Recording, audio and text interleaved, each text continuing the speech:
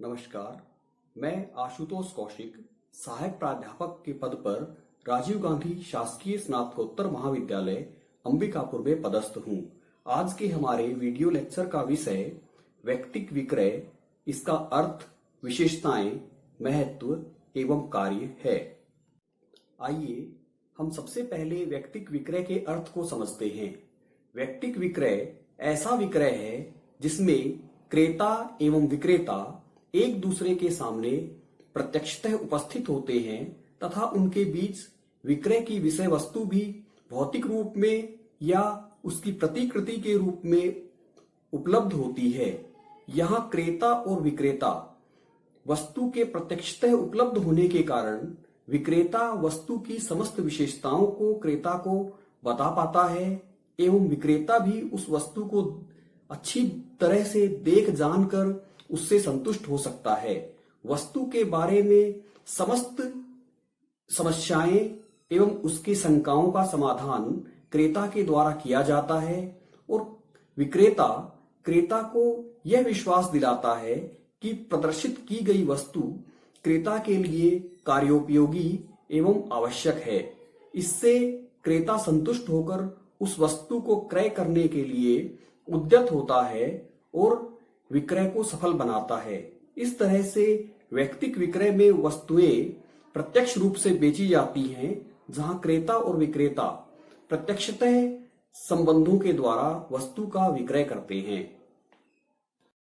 आइए अब वैयक्तिक विक्रय की कुछ परिभाषाएं देखते हैं। पहली परिभाषा रिचर्ड बुशक्रिक के अनुसार उत्पाद के संभावित क्रेताओं के साथ व्यक्तिगत संपर्क करना वैयक्तिक विक्रय में सम्मिलित है। रिचर्ड बुशक्रिक ने बताया कि हम जिस उत्पाद का विक्रय करना चाहते हैं उसके जो संभावित क्रेता हैं उनके साथ प्रत्यक्ष रूप से और क्रेता और विक्रेता व्यक्तिगत रूप से आमने सामने जब संपर्क करके उस वस्तु के विक्रय के लिए क्रियाएं करते हैं तो इसे वैयक्तिक विक्रय में सम्मिलित किया जाता है। दूसरी परिभाषा कंडिफ एवं स्टिल के अनुसार वैयक्तिक विक्रय मूलतः संचार की एक विधि है। इसमें न केवल व्यक्तिगत वरन सामाजिक व्यवहार भी सम्मिलित है। प्रत्येक व्यक्ति आमने सामने विक्रेता एवं संभावित क्रेता एक दूसरे को प्रभावित करते हैं। यहाँ कंडिफ एवं स्टिल ने बताया कि वैयक्तिक विक्रय एक संचार की विधि है, अर्थात यह दो व्यक्तियों के बीच में आपस में अपने विचारों को आदान प्रदान करने की विधि है। इसमें क्रेता और विक्रेता के बीच में सामान्य व्यवहार ही नहीं बल्कि एक सामाजिक व्यवहार होता है। एक दूसरे पर वो भरोसा करते हैं और विश्वास में लेने की कोशिश करते हैं। व्यक्ति आमने सामने बातचीत के द्वारा क्रेता और विक्रेता विक्रय के लिए प्रस्तुत वस्तु को प्रदर्शित करते हैं और विक्रेता क्रेता को उस वस्तु के बारे में प्रभावित करने की कोशिश करके उस वस्तु को संभावित क्रेता को विक्रय करता है। तीसरी परिभाषा स्टैंटन के अनुसार है। इन्होंने बताया विज्ञापन, विक्रय संवर्धन एवं अन्य संवर्धनात्मक उपकरणों के सामूहिक अव्यक्तिगत संचार के विरुद्ध वैयक्तिक विक्रय में वैयक्तिक संचार सम्मिलित होता है। इन्होंने बताया कि वैयक्तिक विक्रय विज्ञापन संवर्धन एवं अन्य विक्रय संवर्धन से संबंधित तकनीकों के अतिरिक्त या इनके अलावा वैयक्तिक विक्रय एक अलग प्रक्रिया है। यह सामूहिक रूप से बहुत सारे व्यक्तियों को वस्तु के बारे में बताने और विक्रय करने से संबंधित नहीं है, बल्कि एक विक्रेता क्रेता के समक्ष आमने सामने उस वस्तु के गुणों को प्रदर्शित करता है और विक्रय की प्रक्रिया को आगे बढ़ाता है। यह एक वैयक्तिक संचार है। इस प्रकार वैयक्तिक विक्रय क्रेता एवं विक्रेता के बीच में प्रत्यक्ष संपर्क है। इसमें विक्रेता क्रेता को यह विश्वास दिलाता है कि जो वस्तु वह विक्रय के लिए प्रस्तुत कर रहा है वह क्रेता के लिए उपयोगी है, भरोसेमंद है, वह वस्तु के गुणों को अपने भरोसे पर क्रेता को प्रदर्शित करता है और क्रेता को अपने विश्वास में लेने की कोशिश करके उस वस्तु का विक्रय करने का कार्य करता है। आइए अब वैयक्तिक विक्रय की विशेषताएं देखते हैं। पहली विशेषता है वैयक्तिक विक्रय ग्राहक प्रधान दृष्टिकोण है।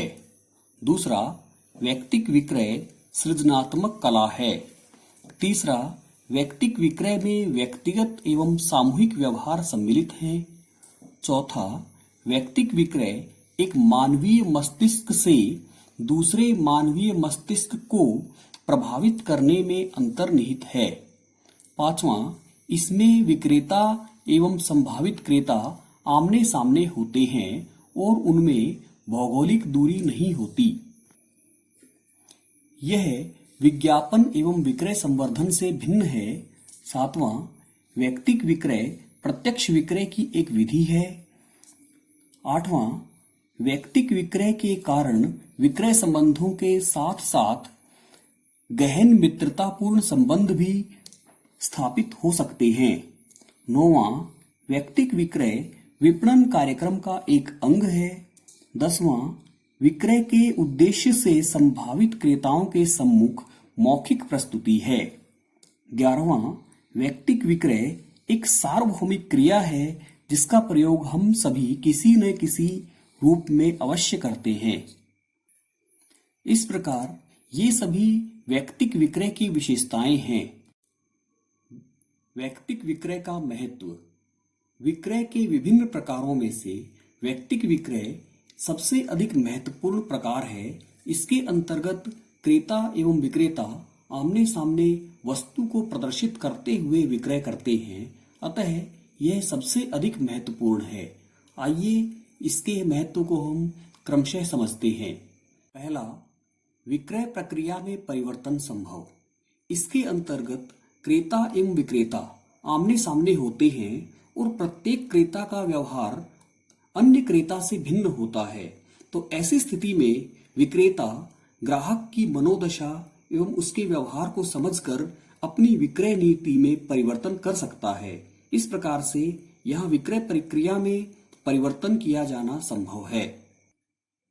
दूसरा, प्रबल सामाजिक प्रेरणाओं का लाभ उठाना।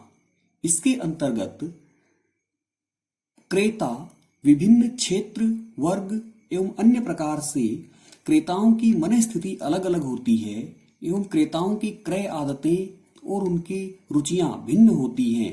तो जिस क्षेत्र में जिस प्रकार के क्रेता हैं, उनकी जैसी सामाजिक प्रेरणाएं हैं, उनको देखते हुए वहां पर विक्रेता उनकी पसंद के अनुसार वस्तु का प्रदर्शन करके क्रेता को वस्तु का विक्रय कर सकता है।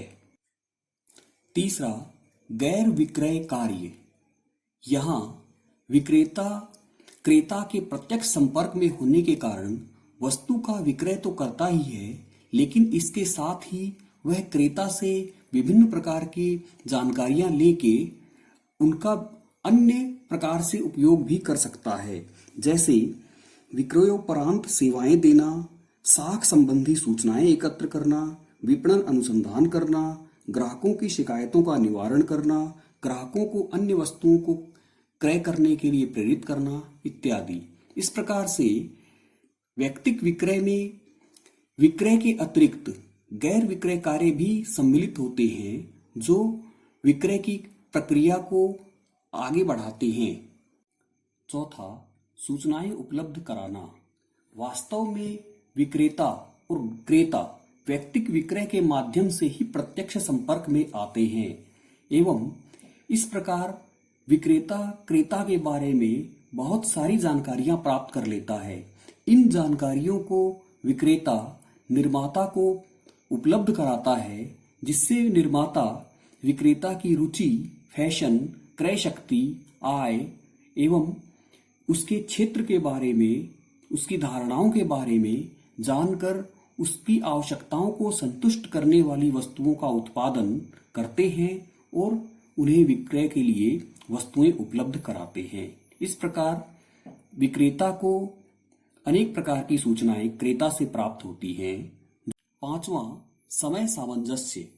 इसके अंतर्गत क्रेता एवं विक्रेता के बीच वस्तु के विक्रय का समय का सामंजस्य किया जाता है।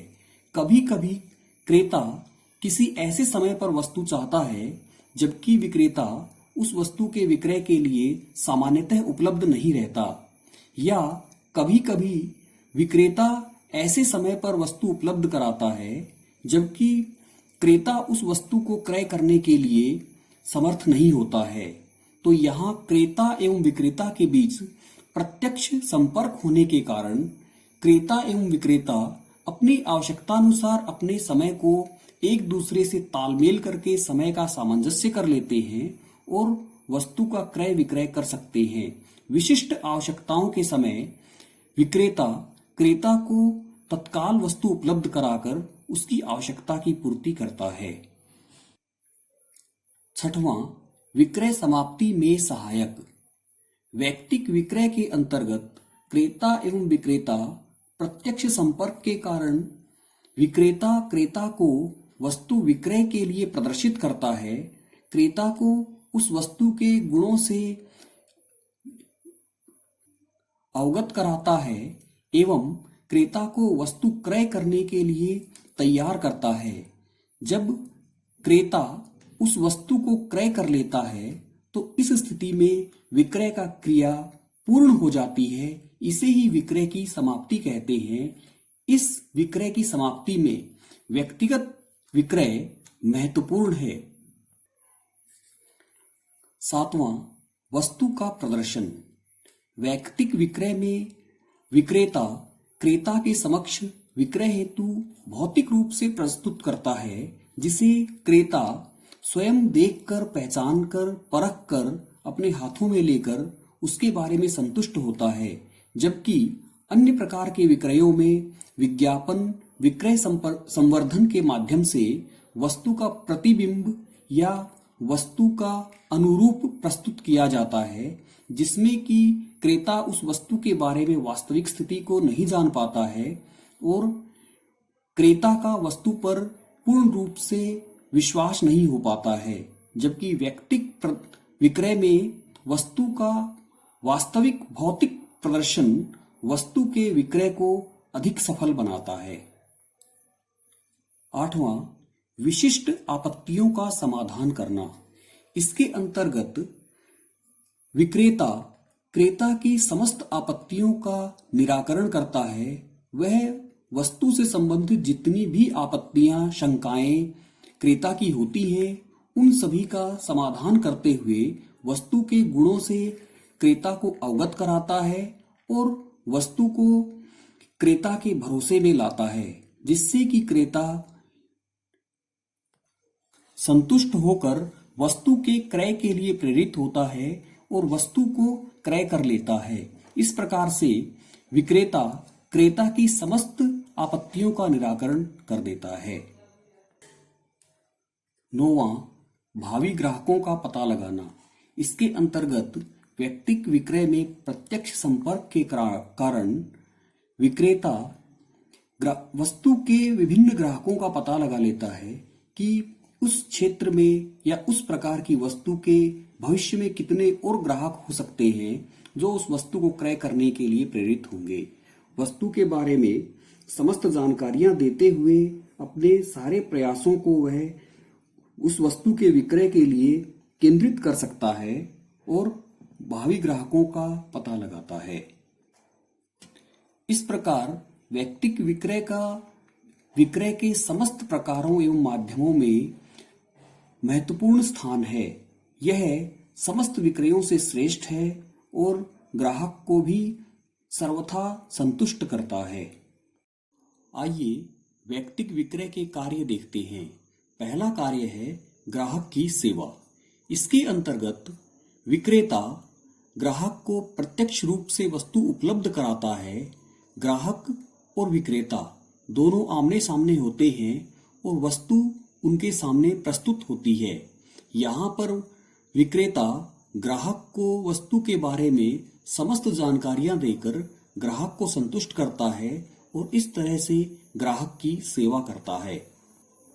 दूसरा कार्य है विक्रय करना। विक्रेता ग्राहक को उसके समक्ष वस्तु प्रस्तुत करके उसे विक्रय क्रिया को पूर्ण करता है। वह ग्राहक को हर प्रकार से खुश कर देता है और विक्रय क्रिया इससे पूर्ण होती है। तीसरा कार्य है संस्था की ख्याति को बढ़ाना।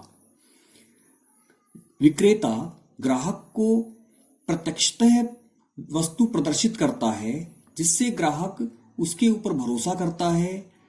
विक्रेता ग्राहक को वस्तु के समस्त गुणों से अवगत कराता है एवं विश्वास दिलाता है तथा बाद में वस्तु से संबंधित शंकाओं का समाधान भी करता है। इस प्रकार से विक्रेता ग्राहक को संतुष्ट कर देता है जिससे विक्रेता एवं उसकी विपणन संस्था की ख्याति में वृद्धि होती है तथा वस्तु की ख्याति भी इसके साथ बढ़ती है। चौथा कार्य है विक्रय रिकॉर्ड रखना। यहाँ विक्रेता ग्राहक के प्रत्यक्ष संपर्क में आता है और उससे वह पूर्णतः परिचित हो जाता है। वह ग्राहक की मनोस्थिति एवं उसकी आदतों को जान जाता है, उसकी क्रय शक्ति को भी समझ जाता है और उसकी आदतों को वह जान लेता है जिससे वह उस क्रेता की समस्त रिकॉर्ड को जानकर उसका रिकॉर्ड रख सकता है, उसकी जानकारी रख लेता है और निर्माताओं को इससे संबंधित जानकारियां प्रदान करने में सहायक होता है। पांचवा कार्य है प्रशासनिक कार्य।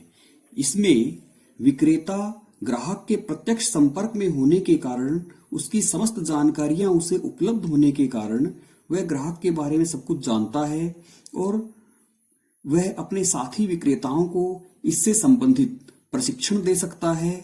वह इन्हीं के आधार पर अल्पकालीन एवं दीर्घकालीन विपणन कार्यक्रम तैयार कर सकता है।